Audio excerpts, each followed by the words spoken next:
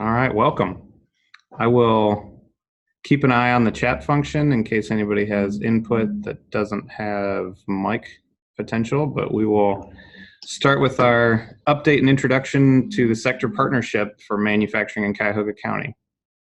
First of all, thank you to Manufacturing Works for hosting. And for those of you that are live, feel free to ask questions or interrupt at any time.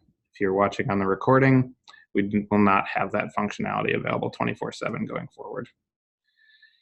So sector partnership, we'll do a little bit of update.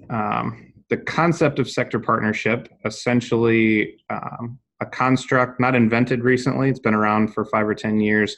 The core premise being employer-owned, employer-led, typically to address workforce development issues, although there's some sector partnerships that focus on other things.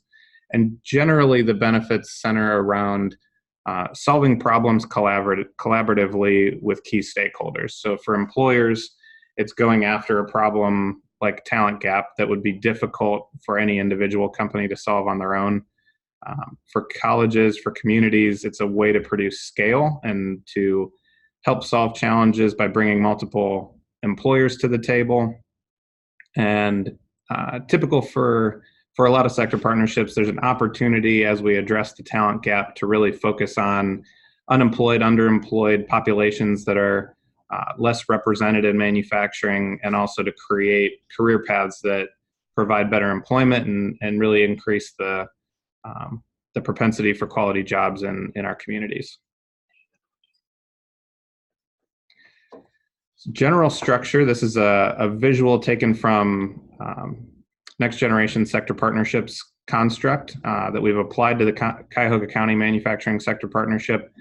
The core premise being the manufacturers are leading the table, but the idea is to bring all of the key players to the table. Organizations that support manufacturing, like Manufacturing Works, education organizations like CMSD, other high schools, Tri-C, CITC, as well as other community-based organizations or nonprofits that can support various stages in an individual's progression through workforce readiness and into great career paths within the employers in manufacturing.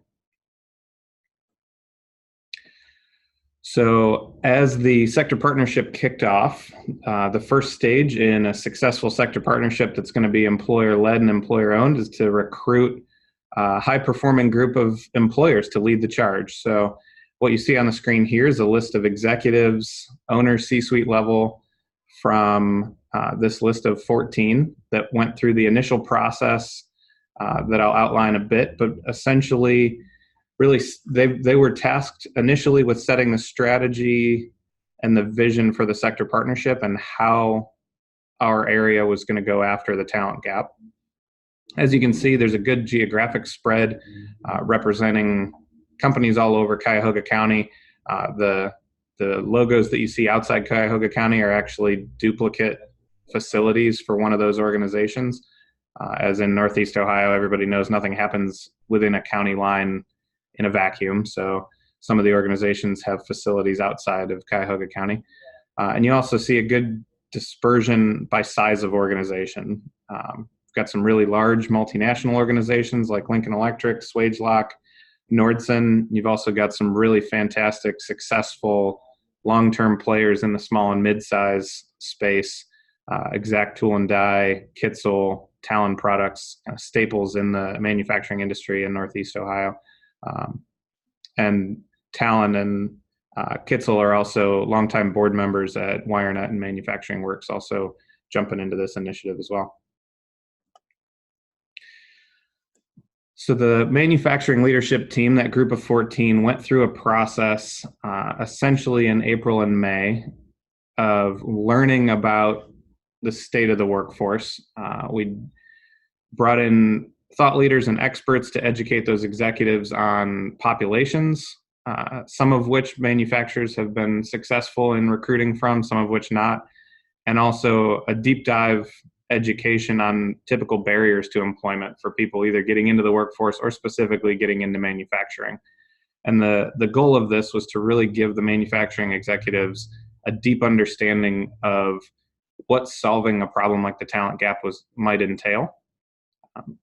When you talk about a couple thousand openings in manufacturing in Cuyahoga County, that is not a small task to close. And companies have been creative and have been at various levels of pain for 5 or 10 years in this particular environment. So the ability to innovate and drive significant improvements in that talent pipeline are going to require innovative solutions and different approaches to solve that problem. So out the end of this process, the manufacturing leadership team set a vision. You'll see some key components of that vision really being driven around a couple aspects of success. And rather than read the vision to you, the spirit behind it is what I'll communicate. A couple of key points. The manufacturers really want manufacturing to be known as a growth engine, both for the economy and for the people in the area. There's a deep history of manufacturing in Northeast Ohio going back over 100 years. And really the ability for manufacturing to play that key role in our group or in our economy and for the individuals that live here. And then part of the how, the next three components of that, manufacturing education capital of the U.S. Was a really inspiring part of the vision. We've got a lot of innovative things happening in pockets in Northeast Ohio and various aspects of manufacturing, but to really solve the talent gap long term, setting that vision of being the place that people think of when they want to learn about manufacturing, want to get into manufacturing, the ability to attract talent, and ultimately the ability to inspire the native residents of the area to go into a really thriving industry. And the next part is really to drive the diversity and the skill level of the folks that are working in manufacturing. And there's some opportunities to dig deeper into this as we get into some of the implementation phases, but really that abundance of diverse and skilled people, and ultimately finding the right people that will love their careers in manufacturing. It's not necessarily about finding anyone and everyone. There are people in the community that would love to work with their hands, to be a part of a team that makes things, that will really thrive in those types of roles. So the next task with that vision in mind was to come up with the initial strategies that would be implemented to drive towards that vision. And we'll talk through these individually, and then you'll see a little bit more meat on the bones in the following 2 slides. And as you're hearing about these, one of the objectives for today is to hear from manufacturers, how do these things resonate? Are you inspired by them? Do you think there's a miss? Did the manufacturing leadership team think about X or Y? Really, what feedback do you have? And we'll pause on that, but feel free to chime in with a chat or a question as well. The first strategy on that path towards education capital, very pragmatically, very logically, the manufacturing executives said there is a current gap in the utilization of our key manufacturing programs, a lot of which was illustrated by Manufacturing Works CTE study earlier this year, that although there are a handful of training programs in manufacturing in the region that are well attended and full, most of them hover somewhere around half full at any given time. So the ability for the employers to come together and figure out what are the ways that we can help drive the utilization of those programs up to full would add value to our education partners. It starts to close the gap of folks that we're looking at. It also helps to build a partnership with those education institutions in a really functional way that would allow for innovation in the future as well. The second strategy has a couple of different objectives built into it, but at its core, it's implement innovative on-ramps to career paths in manufacturing. And through that learning process the manufacturers went through, there's a lot of discussion about different tactics that are being used in the community now, different populations that could be targeted that aren't necessarily, haven't been recruited effectively from in the past, and how are we going to go after this? And the leadership team ended up picking one tactic and one population path and are going to head down that. So the first one is cross-sector partnership, which in concept has been tried a couple of times in small scale initiatives in different places around the country. But the vision would be there's a lot of folks in Cuyahoga County that are working in first job occupations in fast food, hospitality, grocery, distribution that may not be aware of career paths in manufacturing, may not have may have some barriers to getting into those things, and ultimately the vision is to create a symbiotic relationship with some of those employers that would allow for career paths external to the fast food organization, but would add value in providing those career paths in retention, in image within the community, and then also helping to align partners to make sure that those sending employers have a talent pipeline. The other aspect of the innovative on-ramps piece is really going after what are the populations where there's a lot of potential for manufacturers to offer value, and how would those things happen? We're early in the stages of identifying those, but the manufacturing leadership team had some really passionate discussions around how do we as an industry get better at recruiting immigrants or reentry individuals, disabled individuals, or veterans returning to the workforce.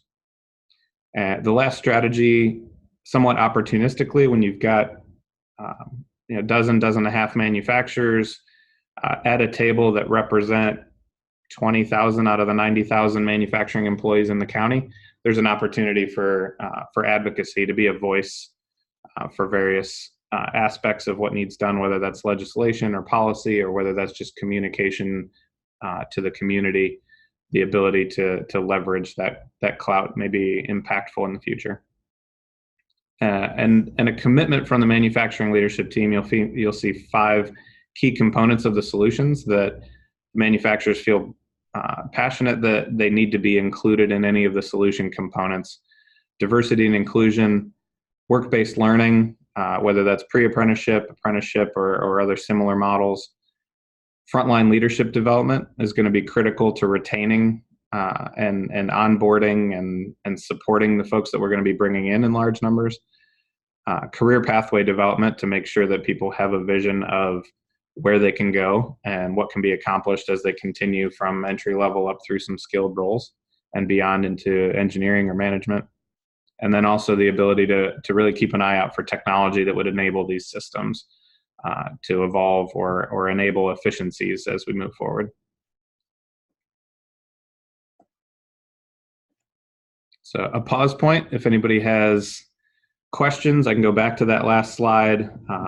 Would love to get any thoughts from the folks that are dialed in or here as to what gets you really excited, what makes you anxious, what are the components of this path forward that elicit opinions.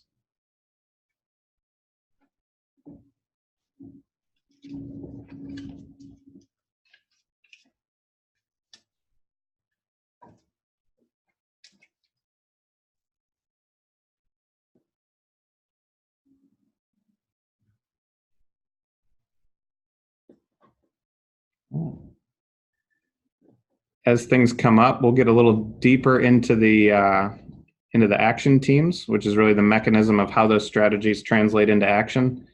So feel free to hit your chime or throw a chat out there, or even just speak up. So you'll see the 3 strategies represented in color there. And the question that was posed from the manufacturing leadership team after the strategies were launched, somewhat twofold. Executives, you came up with these strategies. How committed are you on the implementation side? Do you want to be involved, or do you want to delegate that to other people within your organization? Should we recruit other manufacturers to be involved with implementation? The fantastic piece of that, those 14 executives have basically all signed up to own the action teams moving forward as well. But there was also a lingering question of, okay, so those strategies, what is the work going to entail? What's the meat of the work going forward going to be? So you'll see a breakdown of those strategies into a handful of action teams that'll be doing the substantive work to move the needle. I'm going to give a little bit of a high-level overview as to what those action teams are, in hopes that those of you that are listening, either raise your hand or reach out afterwards to your manufacturing works team to identify, hey, I'd be interested in working on one of these action teams, or this action team in particular was inspiring to me. What would that look like to be involved? A little bit of detail on the action teams themselves. You'll see A through H outlined there, and I'll start at the top. The first one, the Inspire and Recruit component of that training program. So there have been a number of awareness and perception campaigns over the last decade or two around manufacturing and changing the perceptions. And this action team is not that. It is a very specific action-oriented marketing operations plan to really make sure that the key decision makers and the key influencers for potential employees have the materials they need to help people get into manufacturing pathways. So really easy to understand visualizations of career paths and the success stories of local people from the neighborhoods that we're recruiting in, from the populations that we're recruiting from, the success stories that match up with those career paths. And then kind of the advanced work in this action team will be around what are the engagement activities that get people really excited about getting into manufacturing. A lot of times people talk about robotics competitions, and they do a phenomenal job of creating awareness for manufacturing and inspiring future engineers to continue into engineering pathways, and don't always make the connection to some of the entry-level manufacturing roles that are in high demand in machining and welding. And so is there a way to either tweak some of those tactics that we do? Are there other activities besides robotics competitions, plant tours, speaking engagements? Are there ways to innovate around that to really provide guidance counselors and parents and teachers and career coaches the material and the opportunities they need to convert? Action Team B, in manufacturing speak, is really a process mapping or value stream mapping exercise. It's really to document the current state of how does someone go from prospective student in a manufacturing program through to post-employment, and what does that process look like? What are the key conversion points? How do those things happen?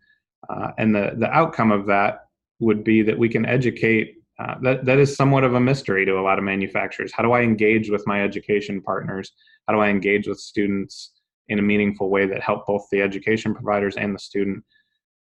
The ability to educate manufacturers on how to best do that. And inherently, as manufacturers know, when you do a value stream map of the current state, you're inherently going to identify improvement opportunities and future state opportunities as well.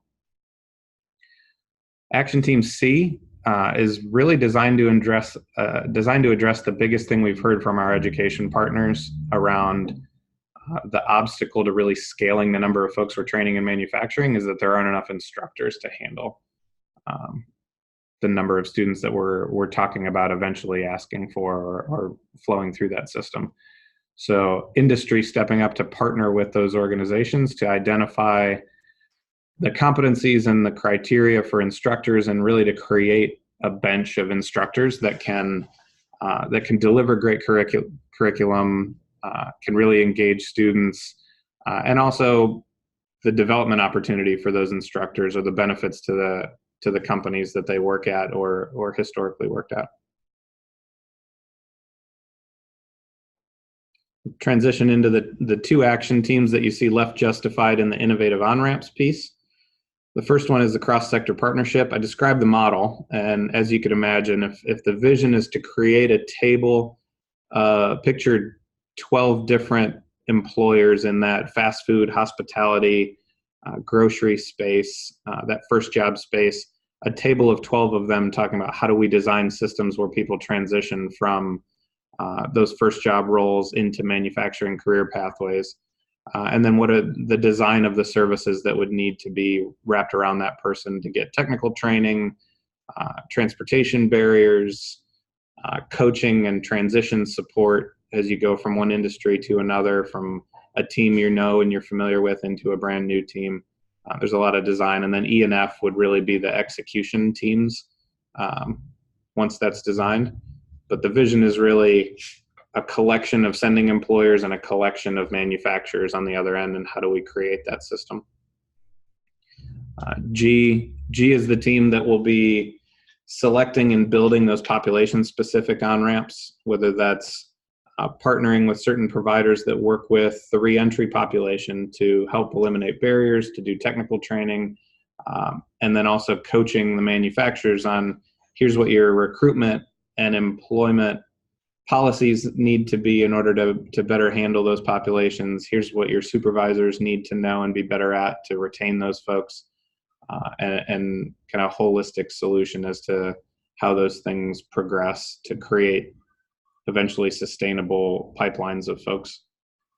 And then the advocacy piece that we talked about. What are the messages that need to get out, and who do they need to get to in order to advance the agendas for manufacturers? So hopefully that is an adequate amount of detail to inspire action, to inspire enrollment, for people to raise their hands to join one of those action teams. There are already, each of those action teams has between 3 and 5 manufacturing employees on them, a couple of service providers or educators, and really looking to grow kind of the buy-in and the participation of those groups to really go after this and move a lot of folks. Which comes down to our final slide. Here is the big number on the side, on the right side, really what we're shooting for. The manufacturing leadership team has thrown out there that they want to move 3,000 people into manufacturing career paths in the next 3 years. So that'll be a combination of employment and folks headed down the training path, but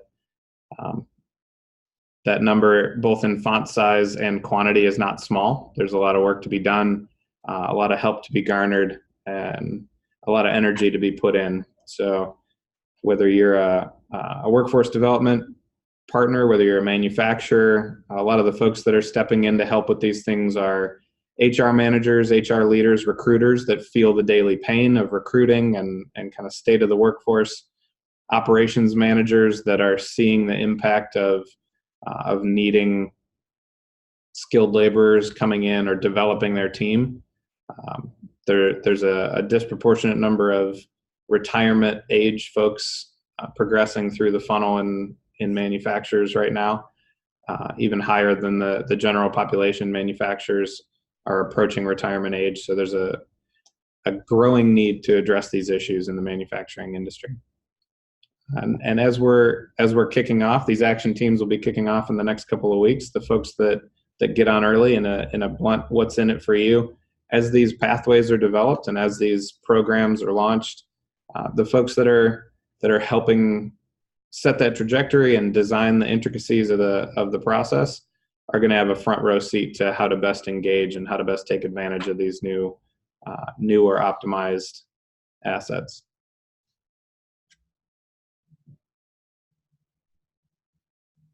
So that is a highly efficient condensation of a lot of work by the manufacturers to set this thing into a positive trajectory.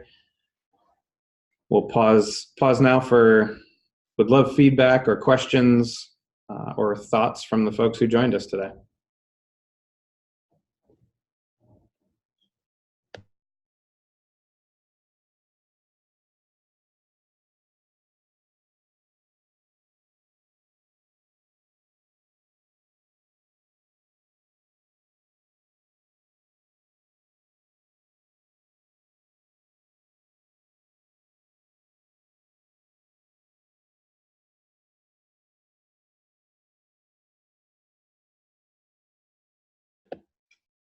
All right. Well, if things come up, you can feel free to reach out. My guess is everybody on here is familiar with the work that Mary Ellen and Bree and their team are doing in the workforce development side. Feel free to reach out through them. There's also going to be a big event the morning of August 20th to do an even larger share of the action team recruitment and strategy sharing for the manufacturing community and a lot of the stakeholders that are involved with this initiative. So all are welcome to join that. If you're interested in finding out more, please reach out. Otherwise, we appreciate the time you guys spent listening and hope to hear from you soon.